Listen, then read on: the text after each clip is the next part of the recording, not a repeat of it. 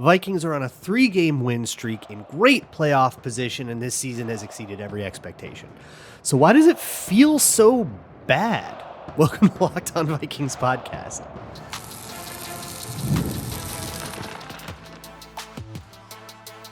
You are Locked On Vikings, your daily Minnesota Vikings podcast, part of the Locked On Podcast Network, your team every day. What's up, everybody? Welcome to the Locked On Vikings podcast, where we're always trying to learn something new. It's part of the Locked On Podcast Network, your team every day. And thank you so much for making Locked On Vikings your first listen of the day, each and every day. This episode is brought to you by FanDuel. You can start the season with a big return on FanDuel. New customers can place a $5 bet, and you get started with $150 in bonus bets if you win that $5 bet. Visit FanDuel.com to get started. It is Twitter Tuesday, which means I am taking your questions, whether they were submitted to me via Twitter or even Blue Sky. You can also send me questions anytime via email at lockedonvikingspodcast@gmail.com or by filling out the Google form, which is linked in the show notes to any episode. First question I am going to answer comes from Adam Kleinsasser, who asks, is the freak out for the Titans game really necessary? I feel like I'm the only one that is happy with the win and not mad for a bad game. I'm so glad that people are asking about this. So, yeah, what? What are we doing? So, I don't know. Maybe my perception is warped because of the football party. And if you listen to Locked On Vikings, you get the Minnesota football party in that same audio feed Mondays and Thursdays. And the title that Sam used for that was like Vikings learning how to win ugly, or like mastering the ugly win, as if that were an ugly win. And I just don't think it was an ugly win. This was an absolute drumming. It's a drumming. Arif had a whole bunch of stats on the football party about it. You can go listen to those, but it was a 2-score win. The Vikings covered the spread. Yeah, there were they benefited from a couple ref calls. I went over it in a lot of detail yesterday. They benefited from mistakes as much as it was, ref luck. It was also, the other team screwed up and lined up offsides. That's on them. And the Vikings didn't make those mistakes. The team that made more mistakes lost and less mistakes won. By golly, what a shocker. And the Vikings winning a game by not making a lot of mistakes is something that we've been begging for. So why does it feel so weird? And I think part of it is just because that game was sleepy. The Titans are not a good team, right? And I guess my question becomes, what do you expect to happen next time the Vikings play a bad team? I don't know. The rest of the teams on their schedule are at least okay. But, let's just say, sake of argument, the Vikings have a bad team coming up on the schedule. Going into that game, what needs to happen for you to be satisfied? Do they need to win 52-6? Is that what needs to happen? Because that happens once every 2 years when a team just hangs 50 on someone. That never happens in the NFL. I think some of this is especially if you watch a lot of college and you watch a lot of NFL. I don't watch a lot of college football, so I don't get this. But when people who watch a lot of college football then watch NFL football too, I feel like they apply those same expectations where you feel Auburn has to play against Georgia Southern, and that is a spread of 45.5 points. And, you're going to kill them. And if you only win by 20, it's a disappointment. And I feel like we're applying that same logic. But in the NFL, there are no cupcakes, okay? There are no cupcakes. There's no such thing as a cupcake in the NFL. The first best team can play the 32nd best team, and that 32nd best team still has every chance in the world to win. It does not always go like the Lions-Jaguars game, where you could argue that is exactly what happened, and it was this huge blowout. Because everybody in the NFL was all conference, even on the worst teams. Everybody wants it really bad. Everybody's coaching for their job. Everybody's doing this at the highest level. So winning, basically no drama at the end. There really wasn't. It was a 2-score game. They were maybe driving down, looking for an onside kick, and they got picked off on the first play. That was as no drama of a win as you'll ever get. So why are people freaking out? I think, honestly, your expectations for an NFL game are too high. A good team took it to a bad team and won 23-13. Absolutely no drama, breezy win. That brings me to the next question, which comes from Jay Love, who asks, could you tell us what's wrong with us Vikings fans? Defense is dominating, offense is owning time of possession and putting up first downs like crazy. Why are we so doom and gloom with so much upside? This is a great one. I'm actually going to steal one from Matt Fry's over this 3-game win streak, they have gained 81 first downs on offense, and their opponents have gained 34 first downs. That is, I think, a great way to illustrate how these games have gone. The Vikings are putting together 10, 11, 12 play touchdown or field goal drives, and then getting 3 and outs on the other way, or turnovers or whatever, and then a couple of turnovers the other way, a couple of stupid mistakes, or maybe keeping these games not quite looking like the blowouts that they are. But the Vikings are strongly outplaying the teams that they're supposed to outplay, right? So what's wrong with this? Why are we so doom and gloom with so much upside? And again, I think because we have set an impossible expectation, I think it is a very good thing to look in the mirror. I'm not accusing you or anybody specifically of doing this, okay? But I do think we should all check on ourselves. Look in the mirror and ask, what needs to happen for me to be happy with the Vikings, right? Now, I'd made a point to do this when I went into this, because I went into the season really negative. Y'all remember. And I made a point to say, okay, what needs to happen for me to not be negative? Well, they need to go beat the 49ers week 2. Guess what? They did, and I did. And I followed through. I think you all have to have that. And I don't know if enough people have thought of the answer to that question. What do they need to do? Well, do they need to just rip through these next 3 games? Colts, Jaguars, Titans, we have to rip through, win all 3 of these, and then I'll be happy. Okay, well, they did. What do they have to do next? Beat the Bears? Do they have to beat them by 40? That might not be a realistic thing to ask, right? They're favored right now by 3.5 on FanDuel. Cover that spread? Okay, that's maybe a more reasonable. Cover that spread. Great. Well, they've covered in 2 of the last 3, maybe 3 of the last 3, depending on when you got the Jags. I think there were times where you could have gotten them before it was clear that Trevor Lawrence was starting. You could have gotten the Vikings minus 4.5, and they covered that, but. Maybe that's it, but I think you got to establish what a reasonable expectation is for this next game for your own self. What will make you happy? And for me, divisional game on the road, any dub I'm happy with. Okay, these sloppy Soldier Field wins, I take them all the time, and they've actually racked a couple of those up in a row. So if they get another one and they win 19-13 and it's sloppy and it's filled with penalties and it's awful because that's how Soldier Field Bears games go, okay, I'm taking it. I'm going to be perfectly happy with it. Nick D asks, Dalton Reisner gave up 2 pressures. Not great, not horrendous. Why was his PFF grade 50? Is he really that bad? So this is from somebody who is, I think this one was from Blue Sky, and Blue Sky people might not know my PFF thing yet. So I'll give you that. The grade, single game grades, most people at PFF will not stand by the math of a single game grade. They see grades more as an aggregate thing over whole seasons, over multiple seasons. You can do math with them. They get more stable and all that. I still have my issues there. But single game grades are completely useless to me. It's not that I necessarily disagree with them. I actually do agree with this one.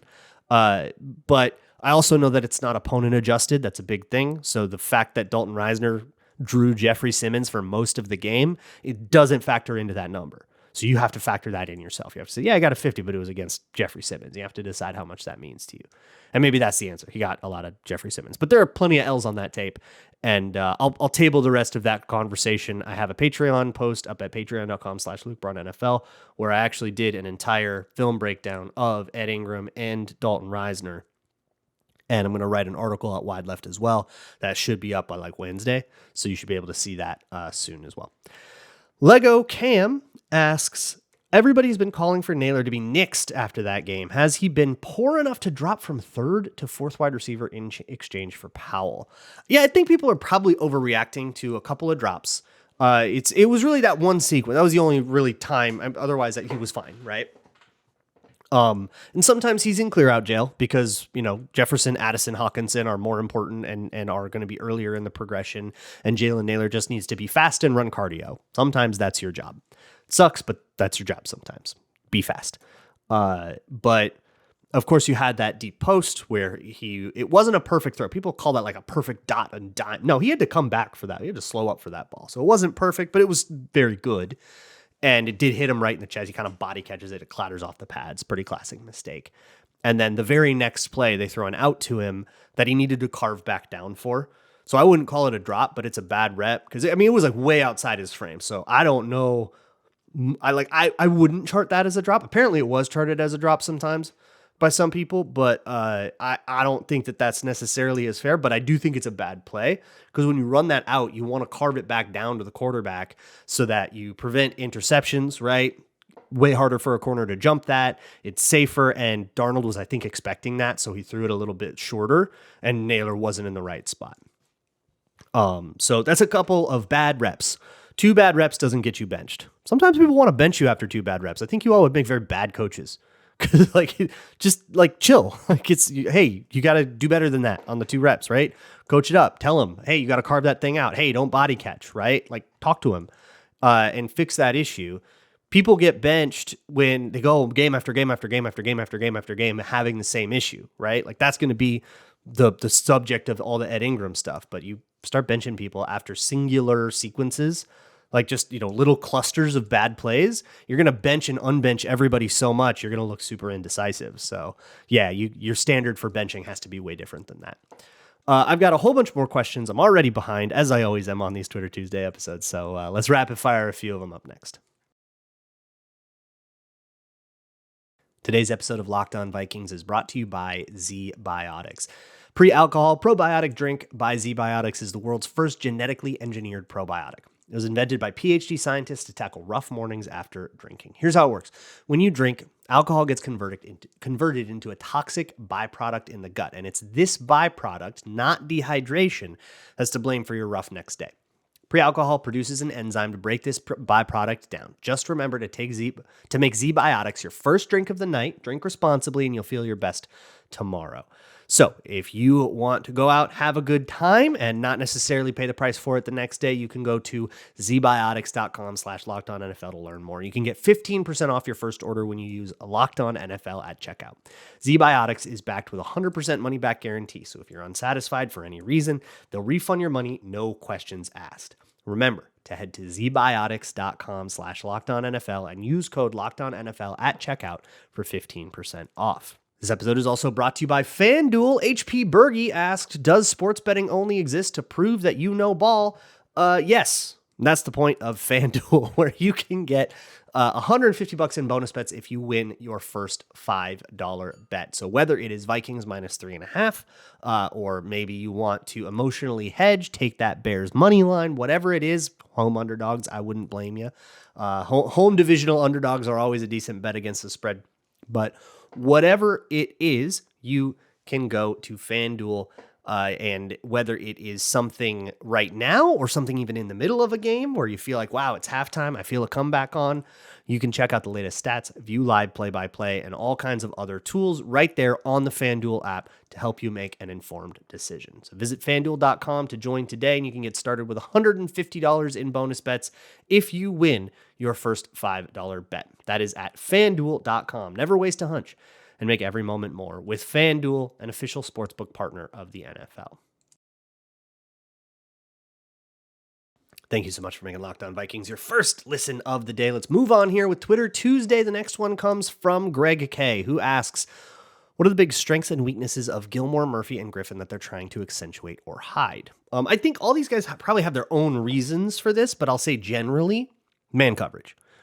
Those guys, if you ask them to man up all day long, it would be a disaster. If you ask those guys to man cover every time, it would probably be a disaster. For Stephon Gilmore, he's just not as fast as he used to be, so he opens the gate a little bit faster, bails a little bit faster, makes him super susceptible to inbreakers and comebacks and anything that, wants you to kind of get going deep and fear speed. And I think that might be similar with Shaq Griffin, who sometimes can get over aggressive, and Byron Murphy, who is small. You just don't necessarily want these guys manned up all day long. And so the point of Flores' scheme is to get away with blitzing a lot, which can help just make the corners' lives easier no matter what. You just have to cover for less often, right? Because we're getting pressure. But also allow them to zone cover. And those guys are doing great in zone coverage, which is an easier thing than man coverage generally, or I'll say it differently. Corners can be more consistently successful in their zone coverage responsibilities, but zone coverage is easier to pick apart than man coverage. Good man coverage, there is no scheme that beats that, right? Good man coverage, if everyone, you can run whatever routes that you want. If you have 5 guys that can cover their 5 guys, you're never going to get anywhere. But in zone coverage, everybody can play everything perfectly, and you can still give up catches to the right scheme, right? So that's your kind of basic man zone dichotomy. And if you don't have the 5 guys that can cover, man coverage is a much less enticing option. BitW asks, run defense has been a clear strength for the Vikings, and this was unexpected given the preseason expectations. Even in taking into account teams chasing games, etc., they've been very good apart from the Lions game. Any particular reason why?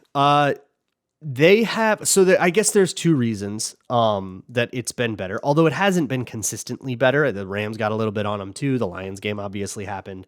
And a lot of that has to do with being in too high a lot and then just like being gapped out, just like not really having enough guys in the box and there's going to be an unguarded gap or whatever. That's a different thing than what you're asking. You're asking about the good stuff, and the good stuff is Jonathan Bullard and Jerry Tillery just being a lot better than we thought. I mean, some people thought, I remember on the Minnesota football party, we were talking about Jonathan Bullard being a surprise camp cut. That dude's killing it. That dude is not only like an every down basically starter, he's like smoking dudes. And Jerry Tillery has been way more disruptive than we thought.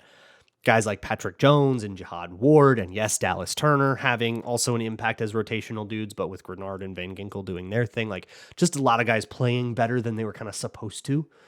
But another part of it, like from a schematic perspective, is that a lot of the fronts are putting 5 down. You have 5-man surfaces, if you will.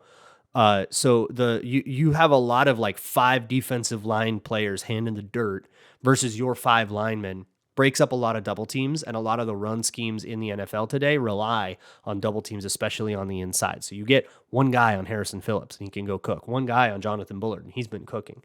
It's a lot harder for those guys to get going if they're getting doubled all day against like classic 4-man surfaces, where you can't afford to use 2 linemen on one guy because there's only 4 guys on the line.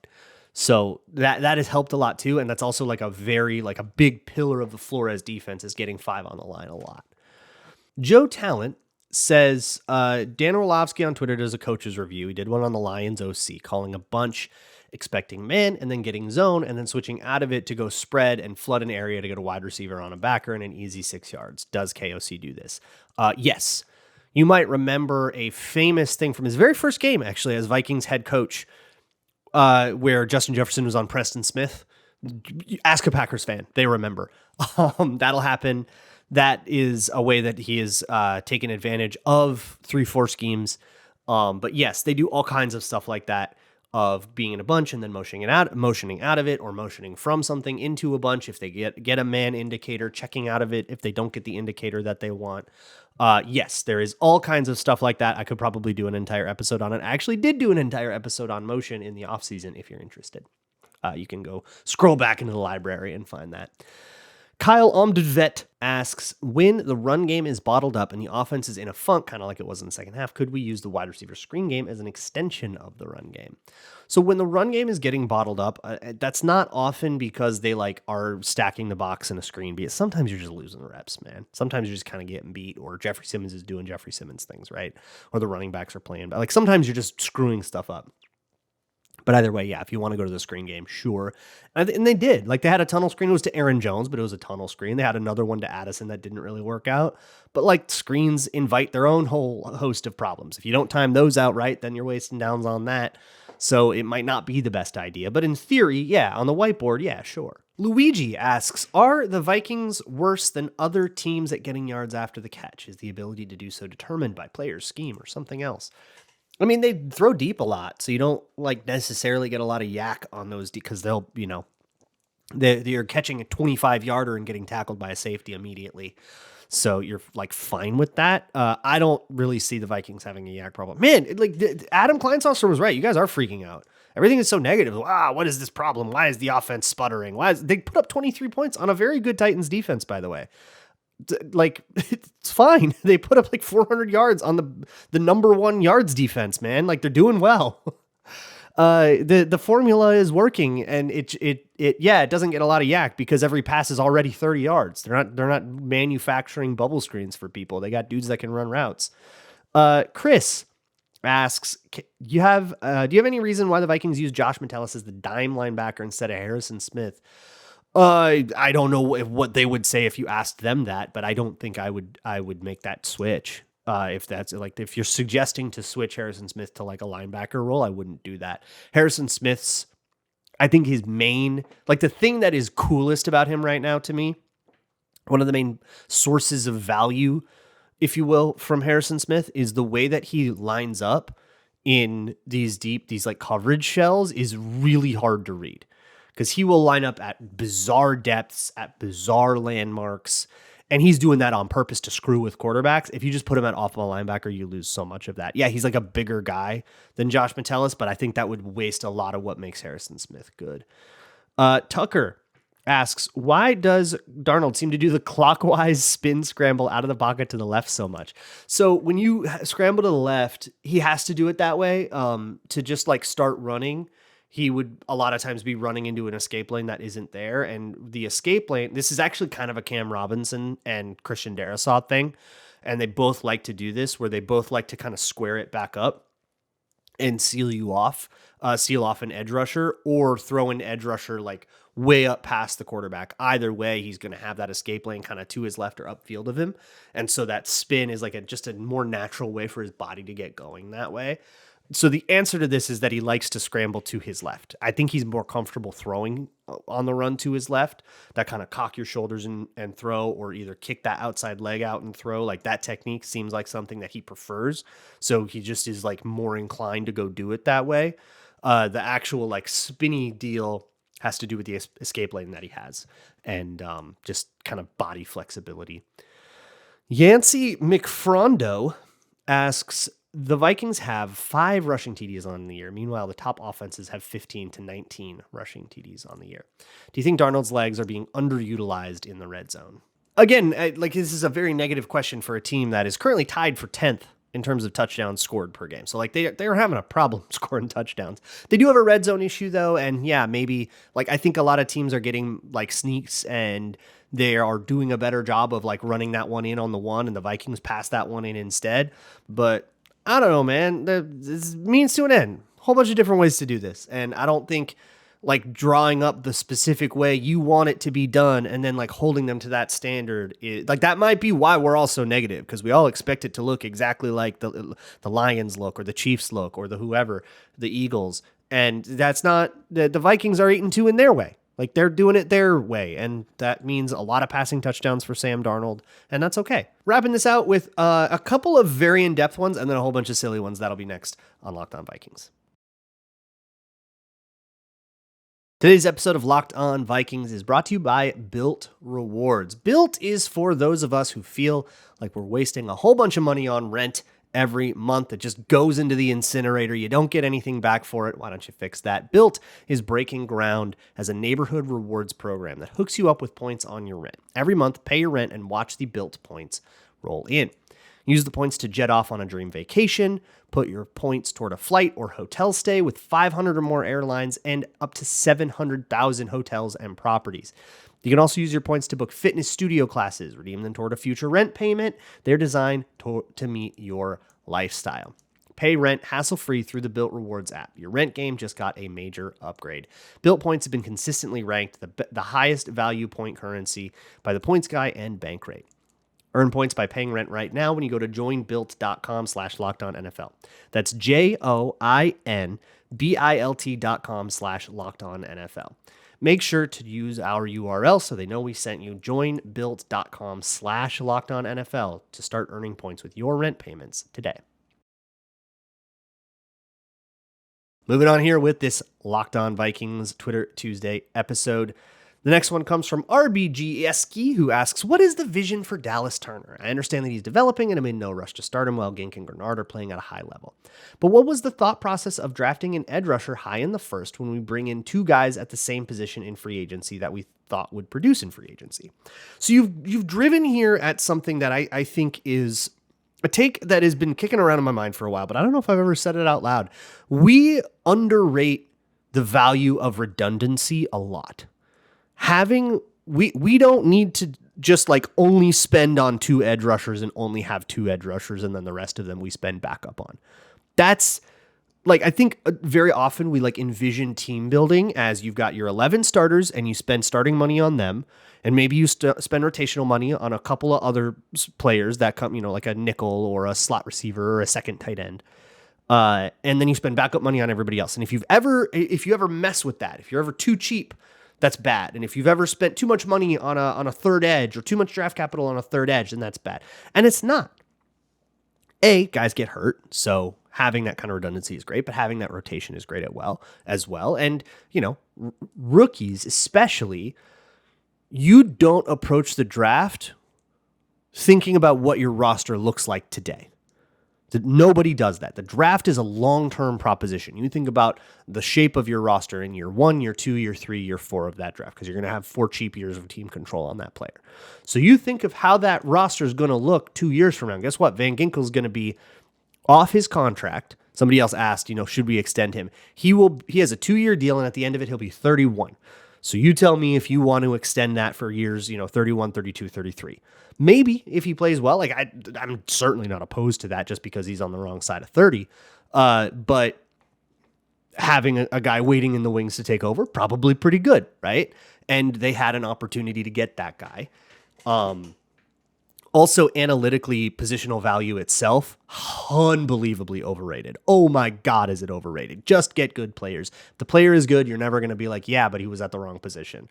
Like the Raiders look like they have one in Brock Bowers. They're not looking at him and going, God, he's a tight end. God, I wish he was a cornerback. No, they're not. They're just very happy that they got a good player.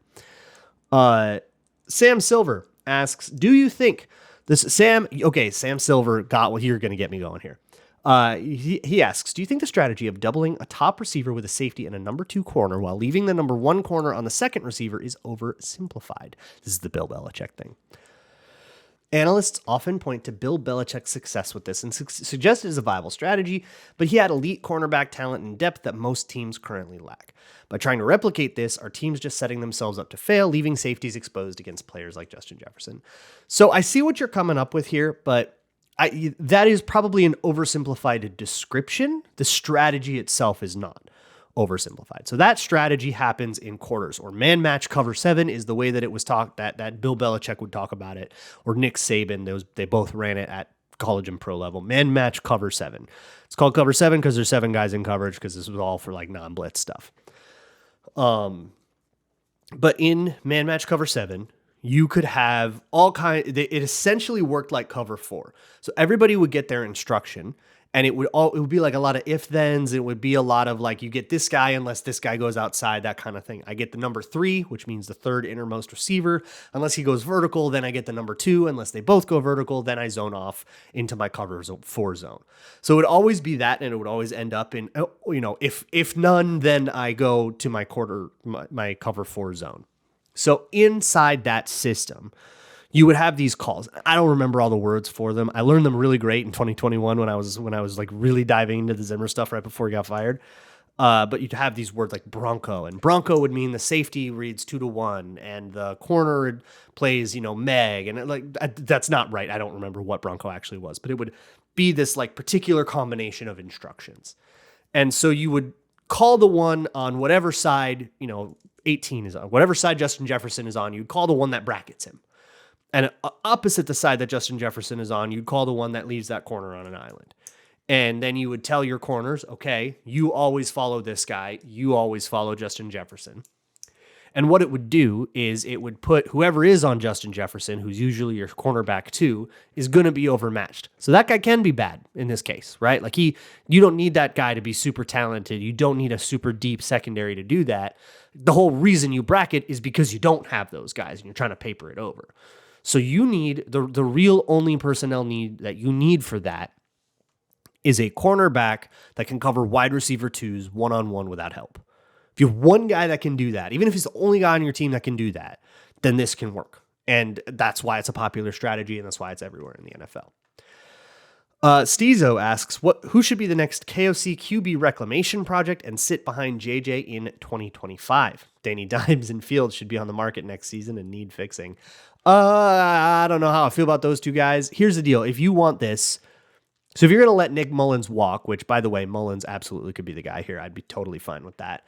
But if you're going to let Mullins walk, you want somebody who's like an older veteran, who can help him along. I mean, you do have Josh McCown who has that like veteran quarterback, has played forever and he's there, but he's a coach. You want that player that's with him. It's different. It's a different relationship. So I'm looking at guys like Andy Dalton, right? He'd be 38. You never want him in, but he's going to play a mentorship role, right? Or somebody like, Cooper Rush is a coming free agent. I know he did not have the best night on Monday night. We're just coming off of that. But he's a pending free agent. Somebody like Jimmy Garoppolo, pending free agent. Somebody that's been around the block a little bit. If you're looking for like a Devy guy, it's probably, I don't know. If you want like a known quantity Devy guy, which we don't need at all for any reason, and they probably will get paid more than we want to pay for this, it's probably Zach Wilson. That's not going to excite anybody. And it's not going to do the job that you need to like help with development either. Let's just let all the reclamation projects go somewhere else. And let's get a mentor for the kid. Derek asks, has it been adjustments or just plain bad QB play for the recent dominance of the defense? Thank you. Some positivity, Derek. Goodness. Has it been adjustments or just plain bad QB play? The defense is made to make bad QBs play bad. It is designed to bring out the worst in your Mac Joneses and your Will Levises, and it did that. So I don't know if it's like adjustments or whatever, but it's not as good at when you have somebody like Goff who's been getting the ball out well, and he doesn't hold the football, and the timing and the rhythm is right, and they know how to beat the zones. Then it's a lot more difficult for the scheme to figure stuff out. And I don't know if they've solved that problem necessarily, because in the last 3 weeks they haven't had to, but the wins count. So like whatever. But like Stafford type QBs are always going to give this team a bigger headache than somebody like, say, Caleb Williams coming up, who I don't think has quite the build to beat this kind of thing at like the offense the Bears run is not the kind of offense that this defense has struggled with so far. I don't know. Maybe they got some secret sauce. Who knows? It's a divisional game, but that's the way it's going. Derek also asks, do your rabbits like carrots, or is that a myth? The rabbits love carrots. They are a treat. They go in like the fruit category because those little stomachs are so itty bitty and tiny. Like a blueberry is to them, it's like eating like 4 cookies. Like it's like the really sugary thing. They love it, but obviously moderation. So carrots, yes, in moderation, and they do get carrots sometimes as a treat. Zin Diesel asks, which current Viking would be able to lift Mjolnir? So that's a worthiness thing, right? It has nothing to do with strength. It's all about what's in your soul and who has the purest soul on the Vikings. I'll probably forget somebody that y'all can think of, but the purest soul on the Vikings, I was thinking about this. Aaron Jones comes to mind. Very pure soul, very just like loves a lot of love in his heart kind of guy. I actually think Dalton Reisner is a great answer for this. I'm thinking like philanthropy, like people that have like memorable philanthropy stories, which both of those guys are, that kind of came to my mind. But somebody with, pure love and friendliness in their heart. Maybe Metellus. He seems to be kind of friends with everybody, at least on those like Tell Us with Metellus segments. Maybe Cam Bynum. He seems like a very happy-go-lucky guy, but it's hard to tell what's underneath the surface. Like a smile is a smile, but it's hard to see what's under the hood there. But it could be Cam Bynum, somebody like that. I thought about Justin Jefferson because he's very, just like loves ball, goofball kind of guy, but he's not so innocent. Okay, he's not so innocent. If you know, you know. Purple Nurple asks, would you rather beat the Bears by 3+ scores or add to their funny last-minute losses like the Hail Mary and the blocked field goal? No, I want to kill them. So for me with the Bears, they are like their spirits are broken right now, and you don't want to be the team that lets them bounce back, that makes them feel like they can salvage their season. If they get up in this game, if they come out and they have a couple of good, or even better, if they get down but then start mounting a comeback and they go, we can do this. And then they start thinking, wow, we win this one, we're 5-6, we're right in it in the NFC. We're going to have, you don't want to make them feel like they have hope. So I want to break them. I want their will to completely shatter because they got smoked at home, lost their second divisional home game in a row, and they lost this one by 27 points. Oh my God, I want to just break them in half. That's what I would love to see the Vikings do. But that's always easier said than done. I will talk to you tomorrow, probably a lot about Ingram and Reisner and whatever else comes up on the film watch. So I will see you for that. And as always, Skol.